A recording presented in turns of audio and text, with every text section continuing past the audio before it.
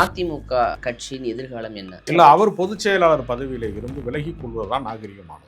அவர் 10 தோல்வி பழனிசாமியில இருந்து ப்ரொமோஷன் ஆகி 11வது தோல்வியை சந்திச்சிட்டாரு. எடப்பாடி பழனிசாமி இனிமேல் நீடிக்க கூடாது, பொதுச் செயலாளருக்கான எந்த தகுதியும் அவர் கிடையாது. தொடர் தோல்விகளுக்கு அவர் பொறுப்பேற்றுக் கொண்டு விலகணும்னு அவங்க போர்க்கொடி தூக்குறாங்க. போர்க்கொடி தூக்குற சிவி சண்முகம் ஏன் கட்டுப்பாட்டுல ஏறத்தாழ 36 எம்எல்ஏக்கள் இருக்கிறாங்க. நான் துணை முதலமைச்சர் பெற போறேன்.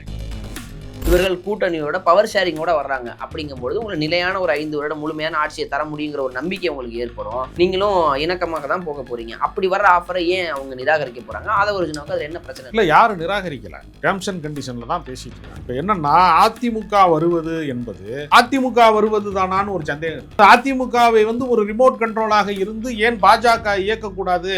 ஏன்னா அதிமுகவுக்கு இன்றைக்கு தலைமை என்ன ஆயிருச்சுன்னா, அது எம்ஜிஆர் மாளிகையாக இருந்த இடம் மாறி அது அமித்ஷா மாளிகையா மாறிடுச்சு.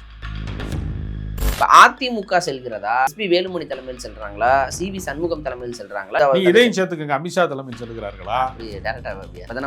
அதுக்குள்ளேயா அதையும் சேர்த்து தானே சிந்திக்க வேண்டியிருக்கு. அப்ப மொத்தத்துல அதிமுக என்கிற கட்சியில ஒவ்வொரு செங்கலா உருவிட்டாங்க. இவர் சேலத்தினுடைய அந்த எஃகு கோட்டை, இரும்பு கோட்டையை வச்சு அவர் இரும்பு இதயத்தோட அவர் அணுகுனாரு. ஒற்றை தலைமைங்கிறதுக்கு 2வது பேச்சு கிடமே. தன்னை ஜெயலலிதாவாக கருதிக்கும், தன்னை தாண்டி ஒரு தலைமை இல்லைன்னு அவர் கருத, நீ தனி தலையே இல்லப்பா, நீயே உன்னை ஒரு ஆளாவே நாங்க சேர்க்கறதுக்கு இல்லைன்னு 2ஆம் கட்ட தலைவர்கள் போர்க்கொடி தூக்கிட்டாங்க. முன்னாள் முதலமைச்சராக இருந்த ஒரு எடப்பாடியை தலைமையில் இருக்கிறவரை இப்படி தவிக்க விடலாமா? அது சரியா? இதே கேள்வியை தான் சசிகலா கேட்குறாங்க.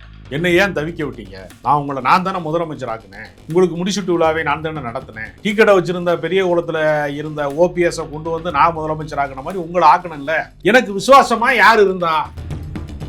அறம் நாடு நேயர்களுக்கு அன்பு வணக்கம். இன்று நம்மோடு இணைந்திருப்பவர் அரசியல் விமர்சகர் ராஜகம்பீரன் அவர்கள். சார் வணக்கம். சார் வணக்கம். அதிமுக கட்சியின் எதிர்காலம் என்ன? ஏன்னா பிளவு மட்டுங்களே சந்திச்சு ஜெயலலிதா அவருடைய மறைவுக்கு பிறகு பல குழப்பங்களை அடைந்த அதிமுக பாஜகவிடம் அடைக்கலம் அடைந்தது. பாஜகவால் தான் அந்த கட்சி செதறப்போகுது அப்படிங்கிற பல்வேறு விமர்சனங்களாக இருந்தது.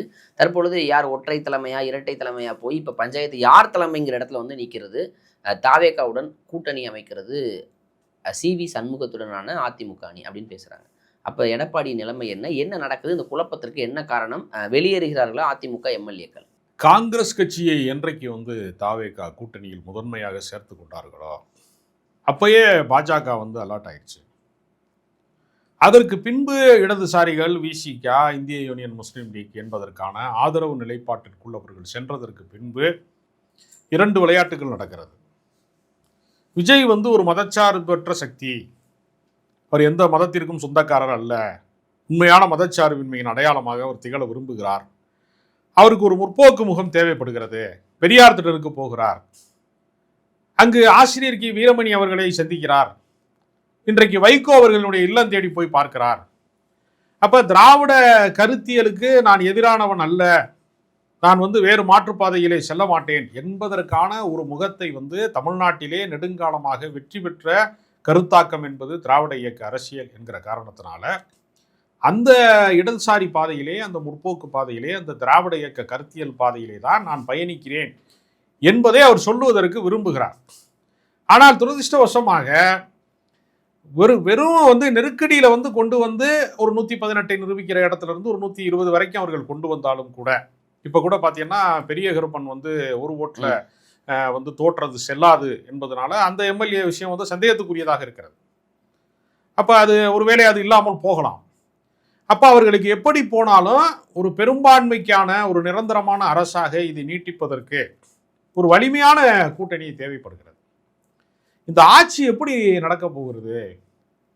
முதல் நாளே தமிழ் தாய் வாழ்த்து 3வது இடத்துக்கு தள்ளப்படுகிறது. முதன்மையாக வந்தே மாதரம், தேசிய கீதம் 2 முறை பாடப்படுகிறது. இந்த கோரிக்கைக்காக தான் RN ரவி ரொம்ப போராடினாரு. RN ரவியினுடைய ஆசையை நிறைவேற்றுவதற்கு விஜய் தான் அந்த வாய்ப்பு அளிச்சிருக்கிறாரு. ஆனால் நமக்கு RN ரவி இப்போ ஆளுநராக இல்லாமல் போயிட்டாரு. இப்ப அவர் ஆளுநர் மாளிகையினுடைய நடைமுறை சார்ந்தது நடந்து விட்டது என்று அவர்கள் விளக்கம் சொன்னாலும், இது மாதிரி விஷயங்களை திமுக எப்படி எதிர்கொண்டது அப்படிங்கிற ஒரு கடந்த கால விமர்சனம் இருக்கு. அவங்க எப்படி அதை போராட்ட அரசியலாக எதிர்கொண்டு, இப்ப பாஜக விரிக்கிற வலைக்குள்ள விஜய் விழாமல் இருப்பது எப்படி அப்படிங்கிற பெரிய சவால் அவருக்கு இருக்கிறது. அவங்க விரும்பலாம் நம்ம இந்த மாதிரி இடதுசாரி அரசியல், பகுத்தறிவு அரசியல், இது மாதிரியான விசிகா மாதிரியான அமைப்புகளோடு பயணிப்பது என்பது நமக்கு ஒரு நன்மதிப்பை தரும். ஓட்டு வந்துருச்சு, ஏதோ சின்ன பயில்கள்லாம் கொஞ்சம் பேர் ஓட்டு போட்டாங்க, இன்ஸ்டாகிராமில் ரீல்ஸ் போட்டவன்லாம் வந்து ஒரு அலையை உருவாக்கிட்டாங்கன்னு சொல்றது அவர்களுக்கு நன்மதிப்பாக இல்லை. அவரே குழந்தைகளுக்கு நன்றி சொல்றாரு. குழந்தைகளை வந்து போரில் ஈடுபடுத்துவது எவ்வளவு பெரிய சர்வதேச அளவில் வந்து தடை செய்யப்பட்டிருக்கிறதோ தவறோ, அது மாதிரி குழந்தைகளை வந்து ஓட்டு அரசியலுக்கு வந்து தூண்டி விடுவதற்கு பயன்படுத்துவதும் ஏறத்தாழ குற்றம் தான். அவர் தேங்க்ஸே சொல்றாரு. அவர் வந்து அப்ப நன்றி தெரிவிக்கிறாருன்னா என்ன அர்த்தம்? ஒப்புக்கொள்கிறார். அந்த குற்றத்தை நாங்கள் தூண்டி இருக்கிறோம், அந்த தவறுக்கு நாங்கள் காரணமாக இருக்கிறோம் அவரே ஒப்புக்கொள்றாரு. எப்படியோ அவர்கள் வந்து வென்று விட்டார்கள். இந்த வெற்றி என்பது நீங்க வெறுமனே ரசிகர்களால் வந்த வெற்றி அல்ல. ஏறத்தாழ வந்து 1.25 கோடி பேர் பொதுமக்கள் ஓட்டு போட்டிருக்காங்க. ஏன்னா 50 லட்சம் பேர் தான் ரசிகர்கள் இருப்பதாக கருத்து. அப்ப இது மக்களால் தேர்வு செய்யப்பட்ட ஒரு அரசு தான் அப்படிங்கிற மாற்று கருத்து கிடையாது. திமுக அகற்றப்பட வேண்டும் என்கிற அதிருப்தி மக்களிடத்தில் இருந்திருக்கிறது. அதை அறுவடை செய்கிற இடத்துல அதிமுக வலிமையற்று போன காரணத்தினால் அதிமுகவின் இடத்தை தாவேகா கைப்பற்றி விட்டது. இப்போ அதான் சார், இப்போ அந்த திமுக எதிர்ப்பு வாக்குகள் அதிமுக வசம் தான் செல்லும், திமுக எதிர்ப்பில் தான் அதிமுக உருவானது, இது வரலாறு. இன்னைக்கு அந்த அதிமுக அந்த இடத்த இழந்துருச்சுங்கும் பொழுது அதிமுக ஒட்டுமொத்தமாக முறிவை சந்திக்கிறதா? இப்போ அதிமுகவிலிருந்து வெளியேற துடிக்கும்போது ஒரு தலைமை இல்லை, அந்த தலைமைக்கு எதிராக ஒரு போர்க்கொடி நேற்று அடிதடி வரைக்கும்லாம் சென்றதாகலாம் சில தகவல் வருது. என்ன நடக்கிறது? இபிஎஸ் அலுவலக வீட்டில் நேற்று என்ன நடந்துச்சு? சிவி சண்முகத்துக்கு என்ன இப்போ பிரச்சனை? கட்சிக்குள்ள என்ன பிரச்சனை? இல்லை, அவர் பொதுச் செயலாளர் பதவியில் இருந்து விலகிக் கொள்வதுதான் நாகரிகமானது. அவர் வந்து 10 தோல்வி பழனிசாமியிலிருந்து ப்ரொமோஷன் ஆகி 11வது தோல்வியை சந்திச்சிட்டாரு. எடப்பாடி பழனிசாமி இனிமேல் நீடிக்க கூடாது, பொதுச் செயலாளருக்கான எந்த தகுதியும் அவர் கிடையாது, தொடர் தோல்விகளுக்கு அவர் பொறுப்பேற்றுக் கொண்டு விலகணும்னு அவங்க போர்க்கொடி தூக்குறாங்க. இப்போ போர்க்கொடி தூக்குற சிவி சண்முகம் ஏன் கட்டுப்பாட்டில் ஏறத்தாழ 36 எம்எல்ஏக்கள் இருக்கிறாங்க, நான் துணை முதலமைச்சர் பெற போறேன், நான் வந்து எல்லா இடங்கள்லையும் பேசிட்டேன், இப்போ இதற்கு ஆதவ அர்ஜுனா சம்மதிக்கவில்லை, அங்கே ஒரு உள்ளரசியலில் வந்து தள்ளி போடப்பட்டிருக்கிறது என்கிற ஒரு முக்கியமான தகவல் வருகிறது. ஏன் ஆதவ அர்ஜுனா அவங்களுடைய மாமியார் லீமா ரோஸ் இருக்கிறாங்க, அவங்களோட சேர்ந்து பயணிச்சு வந்தாங்க. இல்லைங்க, மாமியாவை வச்செல்லாம் வந்து குடும்ப அரசியல் செய்யலாம். நீங்கள் வந்து தேர்தல் அரசியலில் முதல் முறையாக வென்றிருக்கிற ஒரு கட்சிக்கு இமேஜ் வந்து கெடாமல் இருக்கிறதுக்கு அவங்க முயற்சி பண்ணுறாங்க. இப்போ அதனால திமுகவுக்கு வந்து ஒரு இமேஜ் ஸ்பாயில் ஆனதுனால ஆட்சி அதிகாரத்தை அவர்கள் இழந்திருக்கிறாங்க. நமக்கு ஒரு இமேஜ் வேணும், இந்த இமேஜை பில்டப் பண்ணி நம்ம கொண்டு போகணும். இப்போ நீங்கள் பார்த்தீங்கன்னா தாவேகாவுக்கு வந்து இஸ்லாமியர்களுடைய வாக்கு வங்கி பெருமளவில் வந்து வரவே இல்லை. அது வரும்னு அவங்க நினச்சிருக்காங்க, அது வரல. பல தளங்களில் நீங்கள் ஒரு 8 மாவட்டத்தில் தாவேகாவுக்கு வந்து ஆளே இல்லை. இப்போ அது ஒரு முழுமையான கட்சியாக நீங்கள் அலை அடித்தா எல்லா ஊர்லேயுமே அடிக்கணும். தமிழ்நாடு மொத்தமே ஒரு பேரலையாக மாறி தனி மெஜாரிட்டி பெற்றால் நம்ம இதெல்லாம் விமர்சிக்க வேண்டியதே இல்லை. எதுக்கு விசிக ஆஃபீஸுக்கு போகிறாரு, சிபிஎம் ஆஃபீஸுக்கு போகிறாரு, கம்யூனிஸ்ட் கட்சி அலுவலகங்களுக்கு ஏன் போகிறாருன்னு ஒரு கேள்வி இருக்குல்ல. இந்த நிலையை வந்தது காரணமே அவர் தனிப்பெரும்பான்மை பெறாததான். இப்போ இந்த தனிப்பெரும்பான்மை என்கிற விஷயத்திலே அவர் தற்காலிகமாக தப்பித்திருந்தாலும் இவங்களுடைய நடவடிக்கை சார்ந்து முழுமையான நம்பிக்கை இல்லாதனால தான் விசிக வந்து அமைச்சரவையில் பங்கேற்பதில் கடைசி நேரத்தில் வெளியில் இருந்த ஆதரவு. அதிகாரத்திற்கு போக ஏன் மறுக்கிறார்கள்?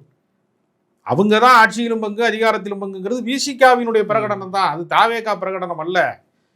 திமுக ஒரு தீய சக்திங்கிறது கூட அதிமுக பிரகடனம் தான், தாவேகா பிரகடனம் எல்லாமே இரவல் தான்.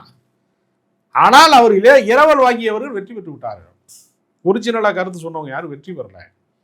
அப்ப ஏன் தயங்குகிறார்கள்னா இந்த அரசியல் எந்த திசையை நோக்கி போகும்னு நமக்கு தெரியல, உறுதிப்படுத்த முடியல. இப்ப அவங்களுடைய அந்த ஒரு கிரெடிபிலிட்டி கெட்டக்கூடாதுக்காக உடனடியாக போகக்கூடாதுனாலும் இப்ப நீங்க ஆட்சியை தக்க வைப்பதற்கு ஒரு நீண்ட கால ஆட்சியாக செய்வதற்கு ஒரு கூட்டணி தேவை. இப்போ வெளியிலேருந்து ஆதரவுங்கிறத தாண்டி இப்போ வெளிலேருந்து ஆதரவுனா நீங்கள் பவர் ஷேரிங் லெவலில் நாளை விமர்சனத்துக்கு உள்ளாகும், ஆட்சி கவிழலாம்ங்கிற ஒரு சூழல் இருக்குது. இவர்கள் கூட்டணியோட பவர் ஷேரிங்கோட வர்றாங்க. அப்படிங்கும்போது உங்களுக்கு நிலையான ஒரு 5 வருடம் முழுமையான ஆட்சியை தர முடியுங்கிற ஒரு நம்பிக்கை உங்களுக்கு ஏற்படும். நீங்களும் இணக்கமாக தான் போக போறீங்க. அப்படி வர்ற ஆஃபரை ஏன் அவங்க நிராகரிக்க போகிறாங்க? ஆதவ அர்ஜுனாவுக்கு அதில் என்ன பிரச்சனை இல்லை? யாரும் நிராகரிக்கல, டேர்ம்ஸ் அண்ட் கண்டிஷனில் தான் பேசிட்டு இருக்காங்க. இப்போ என்னன்னா அதிமுக வருவது என்பது அதிமுக வருவது தானான்னு ஒரு சந்தேகம் இருக்கு. அதிமுகவின் வேலை, அதிமுகவை வந்து ஒரு ரிமோட் கண்ட்ரோலாக இருந்து ஏன் பாஜக இயக்கக்கூடாது? ஏன்னா அதிமுகவுக்கு வந்து இன்றைக்கு தலைமை வந்து என்ன ஆயிடுச்சுன்னா, அது எம்ஜிஆர் மாளிகையாக இருந்த இடம் மாறி அது அமித்ஷா மாளிகையாக மாறிடுச்சு. அப்போ எல்லாவற்றையுமே அவர்கள் வந்து டெல்லியில தான் போய் பஞ்சாயத்து பண்ணாங்க. ஏற்கனவே நடந்த செங்கோட்டை பஞ்சாயத்துலேருந்து ஓபிஎஸ் பஞ்சாயத்துலேருந்து அந்த ஏற்கனவே நடந்த எல்லா பஞ்சாயத்துமே டெல்லியில் வச்சு பண்ணும்போது கட்சியினுடைய கட்டுப்பாடு என்பது எடப்பாடி பழனிசாமி கையில் இல்லாமல் போய்விட்டது என்பது ஒரு யதார்த்தம். அப்போ அவர் வந்து சிவி சண்முகம் வர்றாரு அல்லது எஸ்பி வேலுமணி தலைமையில் வந்து சில எம்எல்ஏக்கள் ஆதரவு தெரிவிக்கிறார்கள் என்பது அதிமுகவின் ஆதரவா இல்லை அதிமுகவினுடைய முகமூடி அணிந்த பாஜகவின் ஆதரவா? பின்னணியில் யார் இருக்கிறார்கள், இதை வந்து ஆலோசிப்பதில் அவர்களுக்கு சிக்கல் இருக்கிறது. ஆனால் அவர்களை ஏற்காமலும் இருக்க முடியாது. ஏற்றுக்கொண்டால் 5 ஆண்டுகள் முழுமையான ஆட்சி பண்ண முடியும். ஒரு நல்ல பேரையும் இப்ப நல்ல திட்டங்கள் பண்ணி மக்கள்கிட்ட ஒரு நல்ல பேர் எடுத்து அடுத்த எதிர்கால அரசியலை சிந்திக்கலாம். ஏத்துக்கிறதுலயும் பிரச்சனை இருக்கு, ஏத்துக்காம இருந்தாலும் பிரச்சனை இருக்கு. ரெண்டுலயுமே பிரச்சனை இருக்கு. அப்ப இது இப்ப ஏத்துக்கிட்டா ஆட்சி நீடிக்கும், ஏத்துக்கலைன்னா இது ஒரு தற்காலிக அரசாங்கமாகவே நீங்க ஒவ்வொரு நாளும் தூங்கி எந்திரிக்கும் போது காலையில 2 எம்எல்ஏ போயிட்டாங்கன்ற மாதிரி ஏதாவது செய்தி வந்துடக்கூடாது.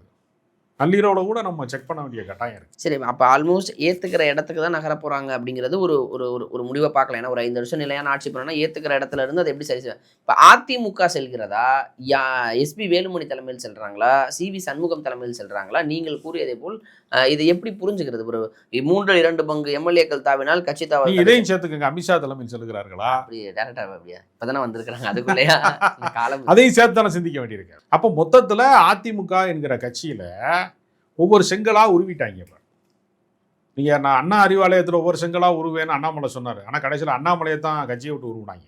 ஆனா உண்மையிலே எங்கேயும் உருவுறாங்கன்னா எம்ஜிஆர் மாளிகையில இருந்து ஒரு செங்கலா உருவி இல்ல. அது பாஜகவுடைய ஒரு கடைசி செங்கலா தான் எடப்பாடி இருக்க முடியுமே தவிர அவரால் இப்ப கண்ட்ரோல் பண்ண முடியல. ஏதேனும் ஒரு திராவிட கட்சியை முதன்மை அழிச்சனுங்கிறது பாஜகவுடைய கிளைமாக்ஸ் நடந்துகிட்டு இருக்கு. ஒரு 15 வருட பிளானா அது ஒரு முடிஞ்சிருச்சு. ஏறத்தாழ அது முடிவுக்கு வந்துருச்சு. ஜெயலலிதா மரணத்திலே தொடங்கிய அந்த பயணம் என்பது ஏறத்தாழ ஒரு முடிவு கட்டத்தை நெருங்கிவிட்டது. அதிமுகவுக்கு இனி எதிர்காலம் இல்லை. அதிமுக முகமா இருந்த பாதி பேர் திமுக வந்துட்டாங்க, மீதி பேர் தாவேக்கா போயிட்டாங்க, மீதி பேர் நிக்கிறாங்க. அவர்கள் எந்த முகமுடியோடு வரப்போகிறாங்கன்னு தான் கேள்வி. நீங்க யோசிச்சு பாருங்களேன். 72 தொடங்கிய ஒரு பிம்ப அரசியல் தான் எம்ஜிஆர். 2026 இன்னொரு பிம்ப அரசியலிலே அந்த அதிமுக முடிவு. கத்தி எடுத்தவன் கத்தியால தான் ஜாமான்னு சொல்லுவாங்க எல்லாம் ரவுடிய கதையில. ஒரு பிம்ப அரசியல், எம்ஜிஆர் என்கிற பிம்ப அரசியலை விஜய் என்கிற பிம்ப அரசியலை வைத்து வீழ்த்தக்கூடிய ஒரு காலகட்டம் வந்துருச்சு, முடிவுக்கு வந்துருச்சு. இனி அதிமுக தனித்து இயங்குவது, இனிமேல் ஒரு முறை அதிகாரத்தை கைப்பற்றுவது என்பது சாத்தியம் இல்லை. காங்கிரஸ் 67 ஆட்சி அதிகாரத்தை இழந்த காங்கிரஸ் ஒரு சார்பு நிலை அரசியலை மட்டும்தான் தமிழ்நாட்டிலே எடுக்க முடிந்தது என்கிற நிலைமையில நீடித்தது. அது மாதிரியாவது ஒரு சார்பு நிலையாவது எடுக்கிறதுக்கு நம்மளை ஏன் நீங்க விட மாட்டேங்கிறீங்க அப்படிங்கிறதா இவர்களுடைய. இப்ப அதான் சார், இப்ப அதிமுக உடைந்து வெளியேறுகிறது. இப்ப நீங்க இதுக்கப்புறம் அதிமுகவால் தனித்து இயங்குவதற்கான சக்தி இல்லை. காரணம் தலைமையிலே பிரச்சனை. முன்பே ஒற்றை தலைமை இரட்டை தலைமை பிரச்சனை, இப்ப இருக்கக்கூடிய தலைமைக்கு எதிராகவே பிரச்சனை. அதில் 2 பங்கு எம்எல்ஏக்கள் வெளியேறினால் அது அதிமுக வெளியேறினதை பார்க்க சிம்பிளா. இப்ப அடுத்து எடப்பாடி தலைமையில தான் இங்க இருக்கிறாங்கன்னு வச்சா மீண்டும் இரட்டை இலை சிம்பிள் கேள்விக்குறியாகுமா? நான் கூறியதை போல் ஒரு திராவிட கட்சியின் சகாப்தம் முடிவுக்கு வருதா? அது ஒண்ணுதான் மிச்சம் இருக்கு. அந்த இரட்டையிலை மட்டும்தான் மிச்சம் இருக்கு. நீங்க 36 எம்எல்ஏ கூட்டிட்டு போய் சிவி சண்முகம், எஸ்பி வேலுமணிலாம் ஒரு டீமா மாறிட்டாங்க அப்படின்னா கண்டிப்பாக இரட்டை இலை என்பது இல்லாமல் செய்வதற்கான வேலையை நடத்திடுவாங்க. அவங்க வேற சிம்பிள்ல போயிருவாங்க, வேற வழி இல்லை. அப்ப நீங்க ஒற்றை தலைமைன்னு சொன்னது போய் ஒத்தாளா உட்கார்ந்துருக்க வேண்டிய நிலைமை எடப்பாடி பழனிசாமி. அவரு திமுக சேர போறாரா? யாரு? எடப்பாடியும் இல்ல. எடப்பாடியை திமுக சேர்க்கறதுனால அவங்களுக்கு என்ன லாபம் இருக்கு? அது ஒரு கேள்வி இருக்குல்ல. அப்போ கொங்கு மண்டலத்துக்கான இப்ப கொங்கு மக்கள் தேசிய கட்சி எல்லாம் நடத்துறாங்கல்ல, அது மாதிரி ஒரு கட்சி நடத்தலாம், அவ்வளவுதான். முன்னாள் முதலமைச்சர் சார். அதனால என்ன ஓபிஎஸ் முன்னாள் முதலமைச்சர் கிடையாதா? இல்ல, அந்த முன்னாள் முதலமைச்சர்கள்னா இப்ப ஓபிஎஸ் நீங்க எப்படி தண்ணி பாட்டில் விட்டு அடிச்சாலே அவர்லாம் முன்னாள் முதலமைச்சர்னு உங்களுக்கு தோணவே இல்லையா? அவரை கண்ணியமாக கௌரவமாக நடத்துவதற்கு அவர் என்ன சொன்னார் கடைசியா? நீ கட்சி கரை வேட்டி கட்டி கொடியை கட்டியா நான் கடைசியில் இருந்துட்டு போறேன், நீ ஒரு ஆளை வச்சுக்க, நீ சேர்க்க கூட வேணாம், பதவி கொடுக்க வேணாம், என் கூட இருக்கிறவனை மட்டும் அப்படிலாம் சொல்லி பார்த்தாருல. இவர் சேலத்தினுடைய அந்த எஃகு கோட்டை, இரும்பு கோட்டையை வச்சு அவர் இரும்பு இதயத்தோடு அவர் அணுகுனாரு. ஒற்றை தலைமைங்கிறதுக்கு 2வது பேச்சு கிடமே. தன்னை ஜெயலலிதாவாக கருதி கொள்வது, தன்னை தாண்டி ஒரு தலைமை இல்லைன்னு அவர் கருத, நீ தலையே இல்லப்பா, நீயே உன்னை ஒரு ஆளாவே நாங்க சேர்க்கறதுக்கு இல்லைன்னு 2ஆம் கட்ட தலைவர்கள் போர்க்கொடி தூக்கிட்டாங்க. ஆதாயம் இல்லை, அதிகாரம் இல்லை, நீ எதுக்கு தலைமையில் இருக்க? நீ எதுக்கு பொதுச் செயலாளராக இருக்க? வெறும் லேபிள் தான் ஒட்டியிருக்காங்க, இது உள்ள ப்ராடக்டே இல்லையப்பா அவங்ககிட்ட அப்படிங்கிற ஒரு இடத்தை நோக்கி சேராத இடம் சேர்ந்து வீழ்ந்தாயாடா கர்ணங்கிற பாட்டு மாதிரி எடப்பாடி ஒரே ஒரு மூவ் சேர்ந்தாரு. அது எங்க வந்து நிற்கும் தெரியும் சார். இப்ப சிவி சண்முகம் இன்னைக்கு பதவி ஏற்கவும் வரல. அவர் தான் அந்த அவர் துணை முதலமைச்சராக வரணும்னு எதிர்பார்த்துட்டு இருக்கும்போது அவர் போய் வெறும் எம்எல்ஏவை பதவி ஏற்கிறன்னா அவர் எப்படி அதை ஏற்றுக்கொள்வார்? இன்னும் அமைச்சர்கள் பதவி ஏற்கலையில அவர் துணை முதலமைச்சருக்கு ஒரு பிளான் பண்ணி அவர் வந்துகிட்டு இருக்காரு, திட்டமிட்டுக்கிட்டு இருக்காரு. அதனால அந்த வாய்ப்பை எஸ்வி வேலுமணி அவர்கள் வரும்போது கூட அனைவரும் அதிமுகவினர் கரகோஷம் எழுப்புறாங்க, எல்லாம் பண்றாங்க. எடப்பாடிக்கு எந்த செல்வாக்கும் இல்லைங்கிறத அங்க தெரிஞ்சு போச்சு. வணக்கம் சொன்னா பதில் வணக்கம் சொல்ல ஆள் இல்லை. கும்பிட்ட கைகள் இன்னைக்கு தன்னையே கும்பிட்டுக்கிட்டு இருக்கே தவிர எதுக்கு இருக்கிற ஆளால கும்பிடப்படலை. அந்த இடத்தை நோக்கி நகருகிறது. இப்போ ஒருவேளை அதிமுக வென்றிருந்தாலும் இதுதான் நிலைமையாக மாறி இருக்குமோ எடப்பாடிக்கு தெரியாம கூட ஒரு இல்ல வென்றிருந்தால் அதிகாரத்துக்காக ஒட்டியிருப்பாங்க. நீங்க ஒண்ணும் இல்ல, நீங்க ஆட்சி அதிகாரத்துல இருக்கும்போது ஏன் வந்து ஒற்றை தலைமைங்கிற கோரிக்கை வைக்கல? அன்னைக்கு அவர் தேவையா இருந்தார். தேவை இருக்கிற வரைக்கும் அவங்க வந்து எல்லாருமே இருப்பாங்க. அதிகாரமற்ற இடத்துல தான் அவர்கள் என்னவாக இருக்கிறான்னு ஒரிஜினாலிட்டி தெரிகிறதுக்கே ஒரு முறை அதிகாரத்தை இழக்க வேண்டியிருக்கிறது. இப்போ திமுக அதிகாரத்தை இழந்திருக்கிறது. எவ்வளோ பேர் திமுகவுக்கு விசுவாசியாக இருக்க போகிறாங்க? எவ்வளோ பேர் வந்து அதே மாதிரி வந்து ஆளுங்கட்சியாக இருக்கிற போது இருந்த அதே நிலைப்பாட்டிலே எத்தனை பேர் இருக்க போகிறாங்கன்னு ஒரு கேள்வி இருக்கா இல்லையா? அது மாதிரி தான் எல்லா கட்சிக்கும் அது பொது விதி.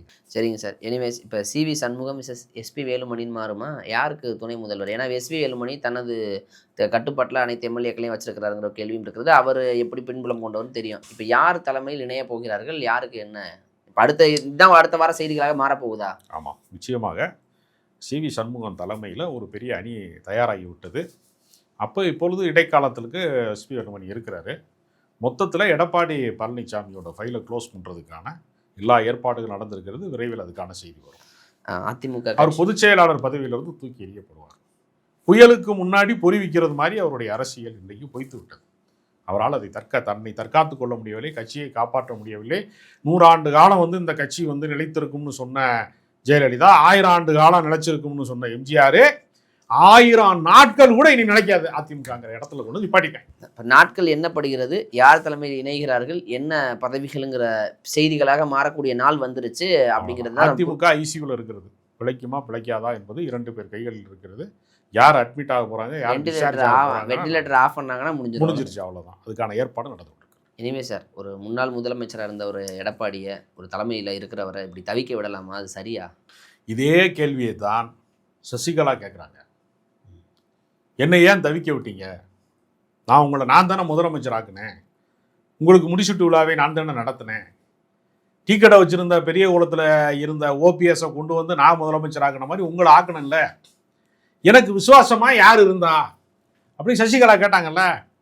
அப்போ சசிகலாவை ஓரங்கட்டுறது உங்களுக்கு ராஜதந்திரம்னா, உங்களை ஓரங்கட்டுறது ராஜதந்திரத்தில் தானே சேரும். நீங்கள் என்ன செஞ்சீங்களோ அதை மொய் செய்கிறதுக்கு உங்கள் ஆளுங்க உங்களுக்கு தயாராக இருக்கான். நீங்கள் யாருக்கு விசுவாசியாக இருந்தீங்க? உங்கள்கிட்ட விசுவாசமாக இருப்பதற்கு யார் இருக்கிறாங்க? கணக்கு தீர்க்கப்படுகிற நாள் எடப்பாடிக்கு வந்து விட்டு. இப்போ அவர் கையில் எடுத்த ஆயுதம் துரோகம். இப்போ அவர் வீழ்த்தப்பட மற்றவர்கள் கையில் எடுக்கிற ஆயுதமும் துரோகம். அப்படிதான். துரோகத்தை கையில் எடுத்தவன் துரோகத்தால் வீழ்கிறான். அந்த குறுகிய காலத்தினுடைய அந்த பயணம் முடிகிறது. அதிமுகவில் எடப்பாடியால் இனி பயணிக்க முடியாது என்கிற அளவுக்கு அவர் பெரிய பின்னடைவை சந்திக்கிறார். சோகமாக இருக்குது சார்.